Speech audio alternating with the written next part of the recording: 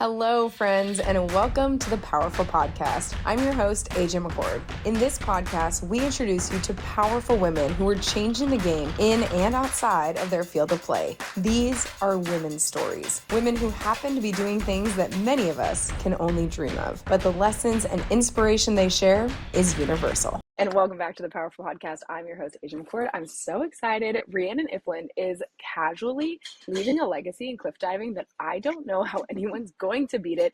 This Aussie has been on top of the podium in the Red Bull Cliff Diving World Series for almost a decade now. 2026 season is underway, and she's joining us now, fresh off the event in St. Petersburg, Florida. Rhiannan, so stoked to have you. Thanks for having me. What a privilege. Oh my gosh, I'm so thrilled. So first off, you grew up in Newcastle, Australia, which is just north of Correct. Sydney. Very much a surf town. How did we go? How did we find cliff diving?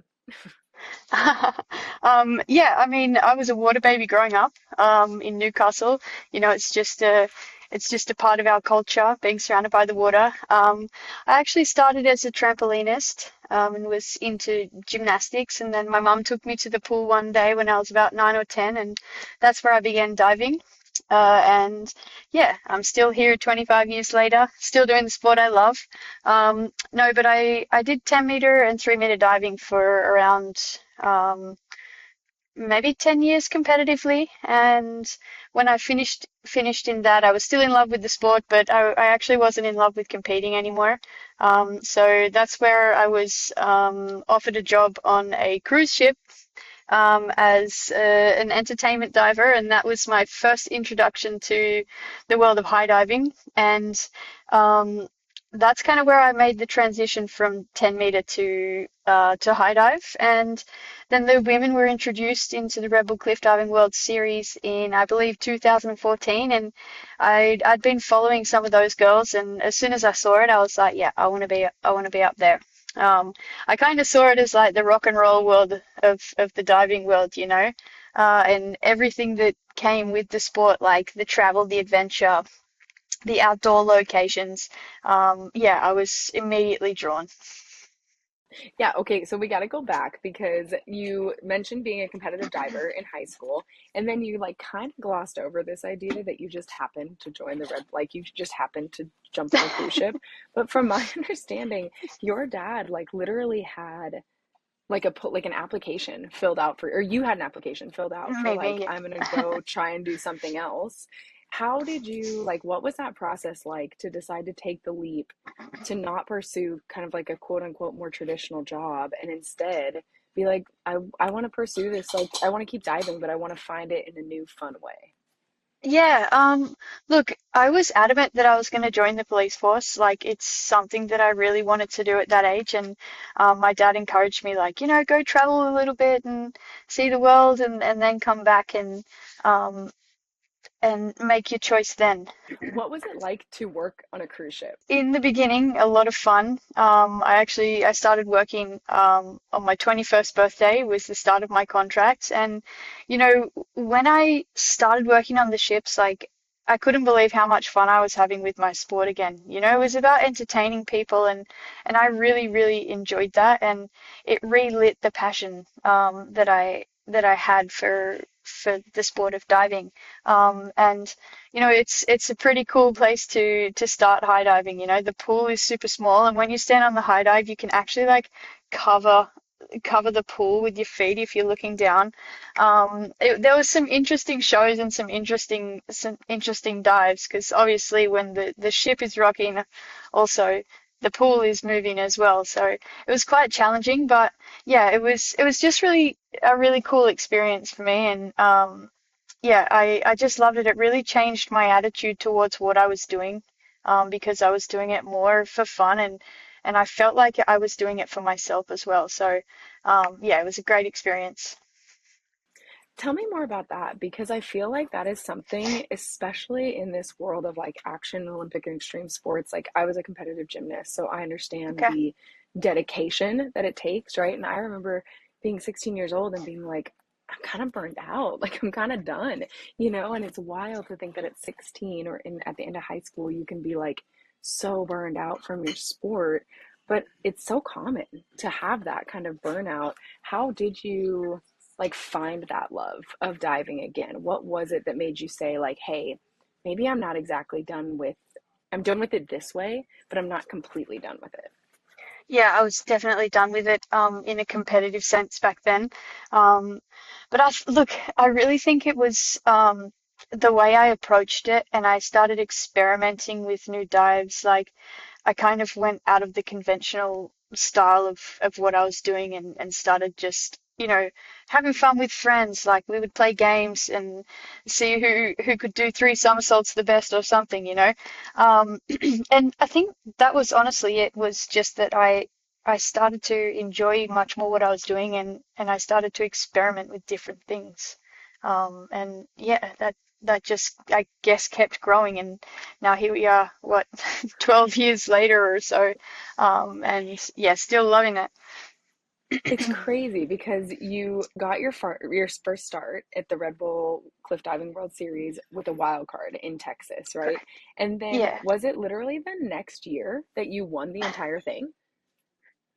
Yeah, it was that same year actually. Yeah, I walked in as the wild card, and then I won the event, and the next thing I knew, I was invited to every single stop on the series, and I took out the World Series in 2016. Like for me, that was wild, and it's still wild. It's still a wild thought, and what actually goes through my head a lot, especially this year, with going into my 10th season, is like, imagine if I didn't take that chance back then. Because like, I was shy, I was scared to show up, and not perform how I would want to perform, or it's an intimidating thing, and I look back now and I'm like, well, thank goodness I showed up, and I gave it a go, because it changed my life, and yeah, I'm so grateful. That is, it's such a relatable feeling, right? Because you're like, I'm sure there was a part of you that was like, oh my gosh, I'm so excited to be invited to this. But then there was like another part, another voice that was like, but I'm also really scared. Like, what if this doesn't work out? What if I embarrass myself? What if I don't perform the way I want to? How did you make sure that in those moments, in that like crossroads moment, that you didn't really know was a crossroads, right? You thought you were just competing in a diving No idea. competition, but Thought I like, might go to one. um, you're like, I'll just try it out. What gave you the courage to say yes? It was actually a conversation that I had with my dad. Like I'd done one event prior to that competition in Texas, in Abu Dhabi, and it went really bad. Um, and that was kind of like, I was so fearful that something like that was going to happen again. And it was a conversation that I had with my dad that kind of just changed my whole mentality towards what I was doing going into the competitions. Like I knew that I loved what I was doing on the cruise ship, and I knew that I had a good relationship with the sport already. But yeah, I think knowing all of those fears and feelings and kind of acknowledging them was a scary thing going into that first one. And yeah, the conversation I had with my dad was like, he basically said to me like, you can't really do anything any worse than last time. Like, just go there, give it a go, and make sure you have fun and enjoy the experience, because that's what life's all about, you know. He did say that in the nicest possible way. But yeah, Oh I my think gosh. I think just carrying that attitude of like, all right, I'm doing this for the experience, and then I'm gonna just see where it takes me. I think that helped me face all of those things. It's such a universal, like, I feel like such a universal thing to relate to, right? Is like almost when you let go of all of that pressure, it's when you can finally feel like you can show up for yourself. But that That's is one of very those true. things that when you say it, you're like, oh yeah, of course, just like let go of the pressure. And then you're sitting there with the invite and you're like, wait, but I feel all of the pressure. What are some like tangible things that you remember of like the next time you were in a pressure situation or you were trying to let go of the pressure? Like, was it the way you talked to yourself? Was it calling your dad? Like, what were the things that you did to get yourself back into that headspace? That's a good question. Like the second competition, I was in that same exact situation, and I was the last diver on the platform at my second competition, and I'm like, how am I here again? As like for me, for me, it's always like, admiring. It feels like a feeling to handle the pressure. It's a place that a feeling that I get myself into. I want to say it's like an invigorated feeling. And yeah, I use like a lot of visualization and just appreciating or admiring the scenery because in cliff diving that's really easy to do.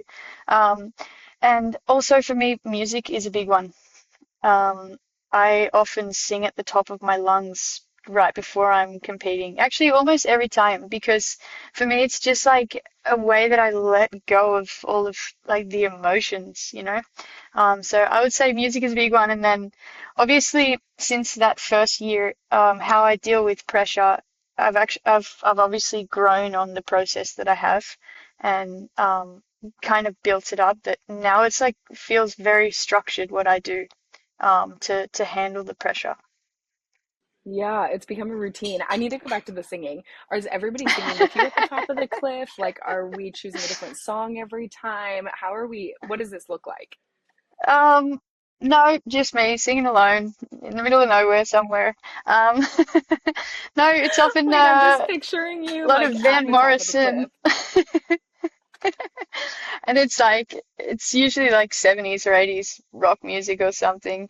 Um, some Van Morrison, John Farnham lately, bit of everything. You know, it doesn't sound great, but that's fine because I enjoy it.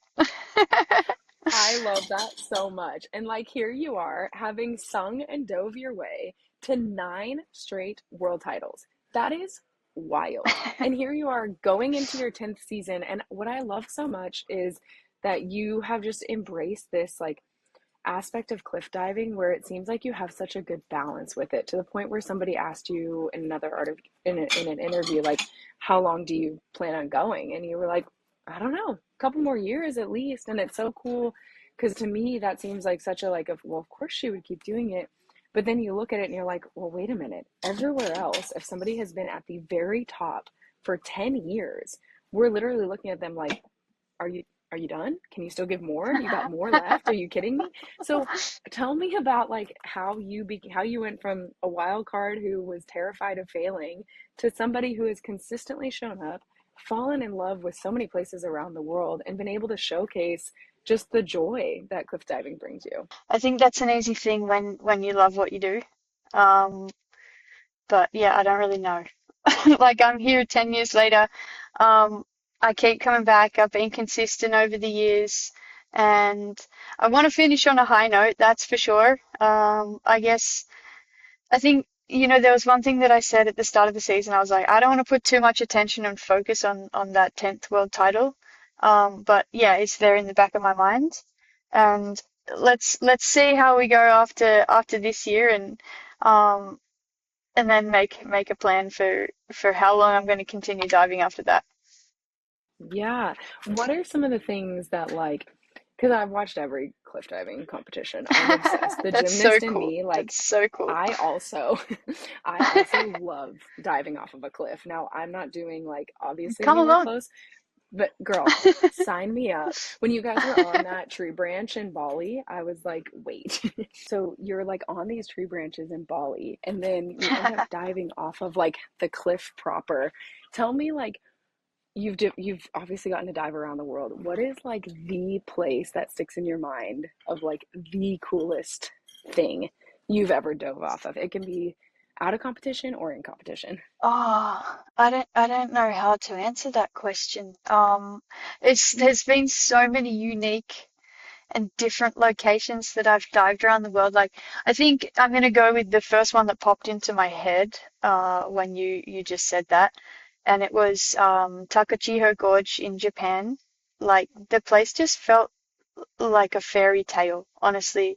When we walked over the bridge, like the first time you looked down into the gorge, I was like, are you serious? Is this where we're gonna actually dive? Like, it was incredible. Um, but I think for me, I always enjoy more like the rugged, raw locations.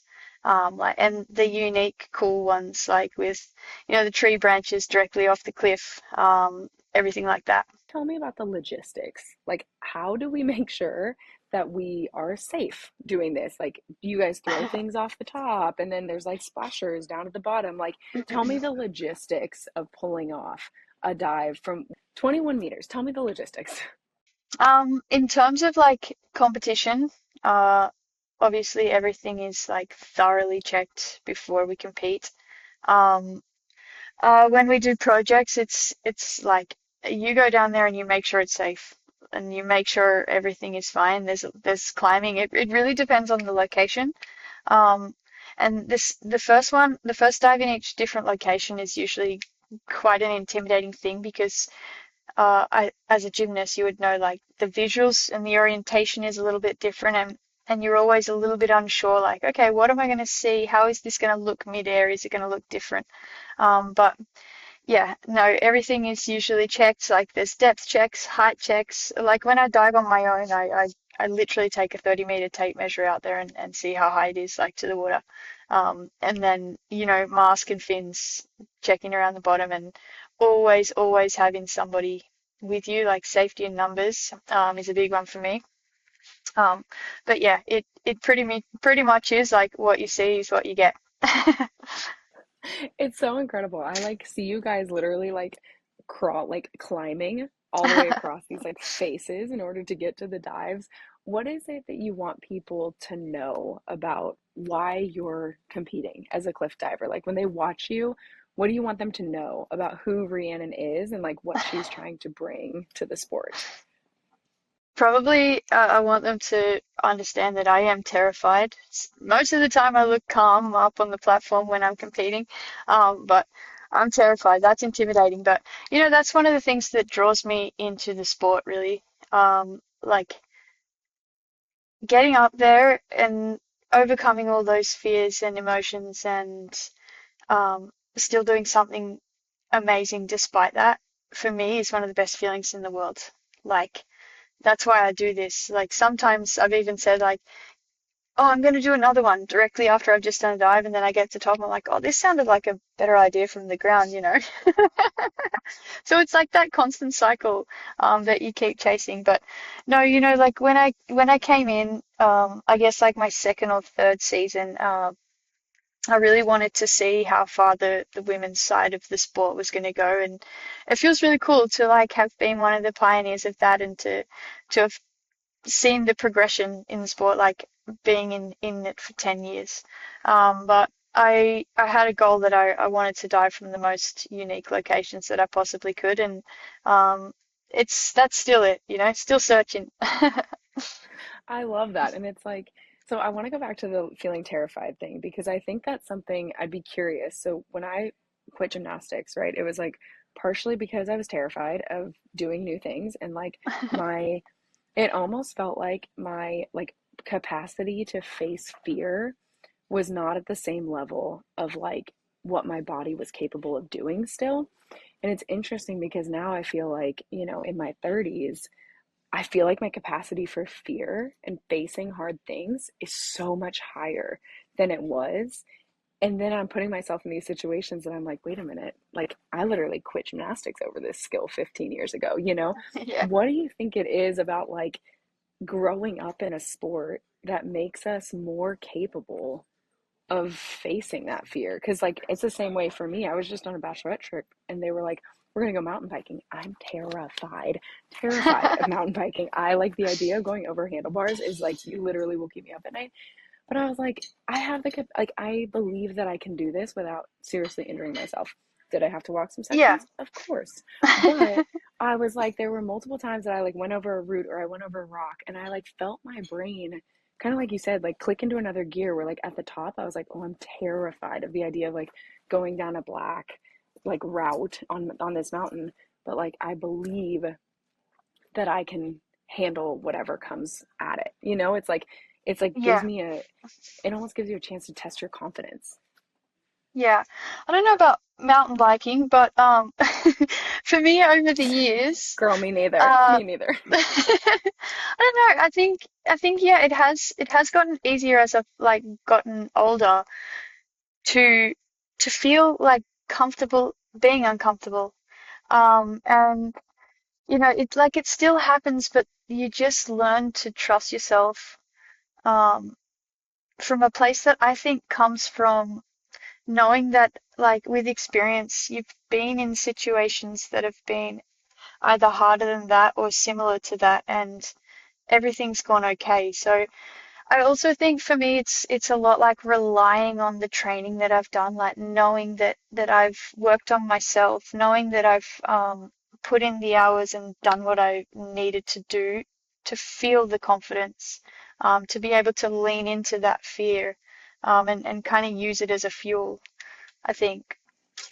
Yeah, it's so interesting. We had Zoe Atkin, and I've referenced this probably like two or three times. So Zoe, if you're listening, sorry that you like have lodged yourself in my brain so hard.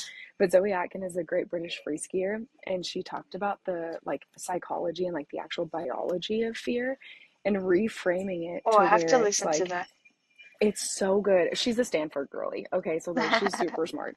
And she was explaining that like we have come to this point where we have associated fear as like a negative emotion, but learning that it's just a biological response and being able to give it a different feeling with the emotion is able to change everything, right? So when you're Yeah, looking at fear, like I mean the mountain biking was one example, but like I'm also a whitewater rafting guide, and so we did the Grand Canyon last year, and I remember being at the top of a rapid and being like, oh my gosh, my heart is racing. Oh my gosh, I'm like looking at this water and thinking of all the ways that this can like eat the raft into, right?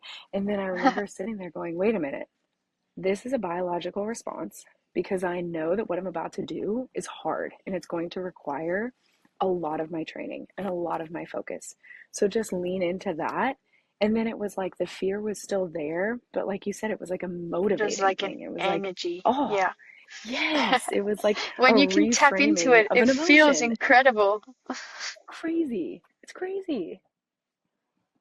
It's crazy. So do you feel like that's what you're doing at the top of like at the top of a cliff is you're sitting there and you're like, "Oh, I'm terrified," and here goes the process. Absolutely. That's exactly what I do. I love Like, you that. have to acknowledge it. Like, it's not Love going that. anywhere. Like, it can be your best friend or your worst enemy. I think, like, you just need to choose Yep. in which way you want to grab that, you know? Yeah. And well, I'm so glad that you've made it your best friend because I love watching you dive. It is so Oh, freaking thank you. fun. So, you got four more stops on the Red Bull Cliff Diving World Series tour this year. What are Correct. you of the four? What are you so excited about? Like, which one have you like circled and been like, "Oh, I can't wait." Ooh, I think I know, Oman sorry, on the spot. is something that's a new location, and I think there's going to be some natural spots in there, but always love returning to Polignano or Mare. Like, the energy there is phenomenal. We dive straight out of the balcony, so there's so many cool things to look forward to, honestly. And Copenhagen, I love Copenhagen as well. And then obviously I, returning back to Mostar, like, they feel like family and friends when we walk down the streets of Mostar as cliff divers. So I think all of them, but Oman's gonna take it. yeah, I mean, a new place. You said you're just trying to dive in all the coolest places, and you get to add another one to the bucket list this year. There we I go, love tick. that. The last question I have for you. This is the Powerful Podcast, so obviously we are all about highlighting incredible, powerful women. What does powerful mean to you? Um, Powerful to me means, I think, leaning into your fear and, um, taking a chance. Take a chance and go for something that you're dreaming of.